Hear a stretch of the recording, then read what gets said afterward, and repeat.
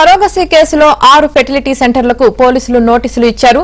DMHO అధికారులు ఆసుపత్రుల records ను పరిశీలించనున్నారు. నిందితురాలు లక్ష్మికి ఫెర్టిలిటీ సెంటర్లతో సంబంధాలు ఉన్నట్లు పోలీసులు గుర్తించారు. మహిళల నుంచి ఎగ్స్ తీసుకుని ఫెర్టిలిటీ సెంటర్లకు ఇస్తున్నట్లు తెలుస్తోంది.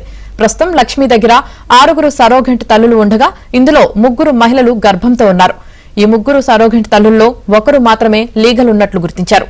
మరో 2 వివరాలను పోలీసులు రాబడుతున్నారు.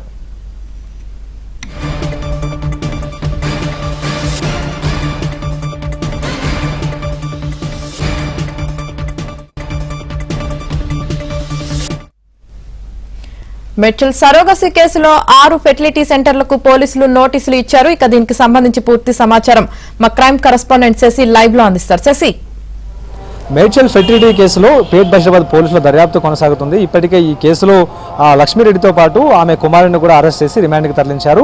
ఆ ఇద్దరిని కూడా కస్టడీలోకి తీసుకుంటే ఈ కేసుకు సంబంధించినటువంటి మరికొన్ని కీలక విషయాలు వెలుగు చూసే అవకాశం ఉన్నట్టు పోలీసులు భావిస్తూ ఉన్నారు. అయితే ఒకవైపు దర్యాప్తు కొనసాగిస్తున్నటువంటి సందర్భంలో మరోవైపు ఈ లక్ష్మీరెడ్డి పలు ఆసుపత్రులతో అంటకాగినట్టుగా పోలీసులు గుర్తించారు. సో ఆసుపత్రులు ఏంటి అన్న అంశాల గురించి కూడా ఆరా తీసినటువంటి సందర్భంలో ప్రధానంగా 6 ఫెర్టిలిటీ సెంటర్లతో లక్ష్మీరెడ్డి సంబంధాలు ఏర్పరచుకుని ప్రధానంగా వారికి ఈ సరోగసీకి సంబంధించిన అంశాల్లో సహాయం చేసినట్టుగా కూడా ప్రధానంగా గుర్తించారు. సో మొత్తానికి 6 హాస్పిటల్ని గుర్తించి 6 హాస్పిటల్ కూడా ప్రధానంగా ఇప్పుడు మేడ్చల్ పోలీసులతో పాటు ఆ తర్వాత మేడ్చల్ జిల్లా అధికారులు వైద్య శాఖ అధికారులు కూడా నోటీసులు జారీ చేశారు. ప్రధానంగా నోటీసులు అందుకున్నటువంటి ఈ ఫెర్టిలిటీ సెంటర్లలో హెగ్డే హాస్పిటల్ ఒకటి, అనంతరం శ్రీ ఫెర్టిలిటీ హాస్పిటల్, అమూల్య ఫెర్టిలిటీ, ఫెర్టి కేర్ హాస్పిటల్, ఈ మొత్తం ఈ 4 హాస్పిటల్తో పాటు మరో 2 హాస్పిటల్ కూడా నోటీసులు ఇచ్చినట్టుగా ఇప్పటికే ప్రజెంట్ మనకు అందుతున్నటువంటి సమాచారం. ఈ ఫెర్టిలిటీ హాస్పిటల్తో ఈ శ్రీ లక్ష్మీరెడ్డి సంబంధాలు ఏర్పాటు చేసుకుని వారికి అండం తర్వాత ఈ వీర్యం సేకరించి వారికి అందజేసేదంటూ కూడా ఇప్పటికే పోలీసుల దర్యాప్తులో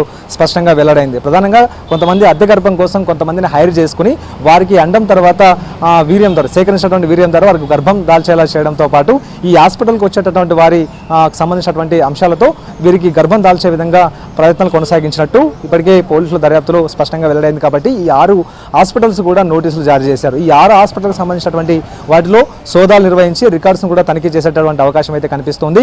ఇప్పటి వరకు లక్ష్మీరెడ్డి ఎంతమందిని రెఫర్ చేసింది అన్న అంశాల గురించి కూడా ఆరా తీయబోతున్నట్టుగా కూడా మనకు అందుతున్నటువంటి సమాచారం. ప్రధానంగా ఇటు మేడ్చల్ పోలీస్ స్టేషన్, పేట్ బషీరాబాద్ పోలీస్ స్టేషన్ పరిధిలో ఒక ప్రాంతంలో ఈమె తన ఇంట్లోనే మొత్తం వ్యవహారం అంతా కూడా లక్ష్మీరెడ్డి నడిపినట్టుగా పోలీసులు గుర్తించారు. అయితే ప్రధానంగా తన ఇంట్లో అండం వీర్యం సేకరించడం, అనంతరం వీటిని ఆయా ఫెర్టిలిటీ సెంటర్లకు తరలించడం, అక్కడే అండంతో మొత్తం అంతా కూడా ఈ గర్భం ధరించే విధంగా కూడా ప్రయత్నాలన్నీ కూడా కొనసాగించినట్టు ఇప్పటికే పోలీసులు గుర్తించారు. కాబట్టి ఇందులో నిబంధనలకు విరుద్ధంగా హాస్పిటల్స్ కూడా ఇందులో ప్రధాన పాత్ర పోషించాయి. ప్రధానంగా ఫెర్టిలిటీ సెంటర్స్ ఇవన్నీ కూడా నోటీసులు అందుకున్న ఈ ఫెర్టిలిటీ సెంటర్లకు అనుమతులు ఉన్నాయా, నిబంధనలన్నీ కూడా సక్రమంగా ఉన్నాయన్న అంశాల గురించి కూడా పోలీసులు ఆరా తీయబోతూ ఉన్నారు.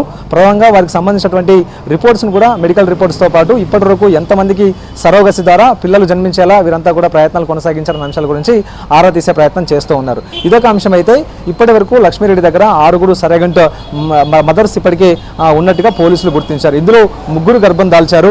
ఈ 3కి కూడా ఒకరికి 2 నెలల గర్భం, మరొకరికి 4 నెలల గర్భం, మరొకరికి 8 నెలల గర్భం ఉన్నట్టుగా తెలుస్తుంది. ఈ 3లో ఒకరు మాత్రమే లీగల్గా ఈ సరోగసి ద్వారా పిల్లలు కనడానికి ఆమె ప్రయత్నాలు కొనసాగించింది. లీగల్కి సంబంధించిన ప్రొసీడింగ్స్ అన్ని కూడా పూర్తి చేసింది. అయితే మిగతా 2 మాత్రం ఎలాంటి లీగల్ ప్రొసీడింగ్స్ వారిద్దరు కూడా పూర్తి చేయలేదు. కాబట్టి వారిని ఇప్పటికే హాస్పిటల్కి తరలించారు. సో వారికి సంబంధించిన ఆరోగ్య పర్యవేక్షణ కూడా ఇప్పటికే వైద్య సిబ్బంది చూసుకుంటూ ఉన్నారు. సో మొత్తానికి ఈ కేసులో లోతైన దర్యాప్తు చేయాలంటూ కూడా పేట్ బషీరాబాద్ పోలీసులు భావిస్తున్నారు. అందుకనుగుణంగానే ఇద్దరిని కస్టడీలోకి